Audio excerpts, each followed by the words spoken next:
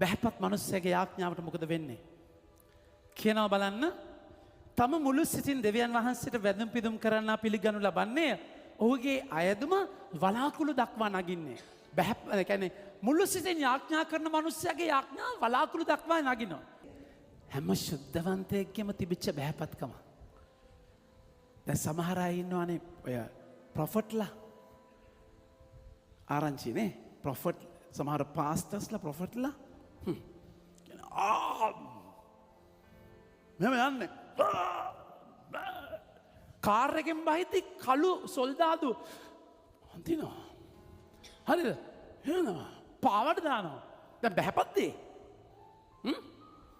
ඒ බැහැපත්කමක් නෙමෙයි. ඒ යාඥා අහන්නේ මතක තියාගන්න.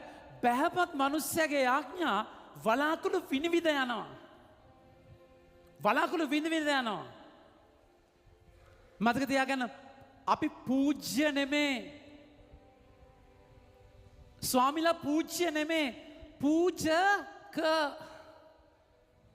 පූජක කියන්නේ පූජා වෙන්න කෙනෙක්. අපිට සේවකයෝ නෑ පුතේ. අපි සේවකයෝ. අපි කන පිඟාන අපි හොදන්නේ.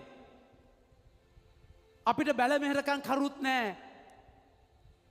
අපි ඉන්නේ ඔයගොල්ලන්ගේ කකුල් සෝදන්න මිසක් ඔයගොල්ලෝ ඉන්නේ අපේ කකුල් සෝදන්න නෙමෙයි. එහෙම තැන් වැඩක් නෑ. ඔබ ගරු කරන්න පූජාත්වරයට ස්වාමි කෙනෙක් වුණා ඉන්න ක්‍රිස්තුස් වහන්සේට ගරු කරන්න එක හරි. හැබැයි අපේ වගකීම සේවය කරන්න. අපේ වගේම සේවය කරන්න දෝලාවල උසස් තැන්වල වැජඹෙන්න නෙමෙයි. කිතුණු කතෝලික ඔබමගේ හැමෝගෙම ජීවිතය ජේසුයි ආදර්ශය ජේසු පාද සේදුවා නම් ඔබට මට ස්වාමීන් වහන්සේගේ නාමයෙන් කක්කුස්සියක් හොදන්න උනත් ඒක හොදන්න ඕනේ. ඒක කැත වැඩ නෙමෙයි මගේ පුතේ. බැහැපත්කම නෝන්ජල්කමක් නෝන්ඩියක් පහත්වීමක් නෙමෙයි. බැහැපත්කම කියන්නේ පිනෙක් වෙන බය අඩු ගතියක් නෙමෙයි. උන්වහන්සේ 2 කොරින්ත 2 තිමෝති පළවෙනි පරිච්ඡේදයේ 6 වෙනි වගන්තයේ කියනවා ස්වාමීන් වහන්සේ අපිට දුන්නේ බය අඩු ගතිය නෙමෙයි බල සම්පන්න ප්‍රේමාන්විත හික්මුණු ආත්මානුභාවයක්. ජේසු කියනවා නම් ඕන දෙයක්. මගේ ආදර පුතේ, මගේ ආදර දූ, මගේ ආදර අම්මේ තාත්තේ.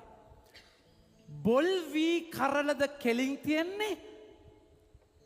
බර වී කරලද කෙලින් තියෙන්නේ? බොල් වී කරලද කෙලින් තියෙන්නේ? පිරිච්ච වී කරලද කෙලින් තියෙන්නේ? ඔයගොල්ලන්ගෙන් අහන්න.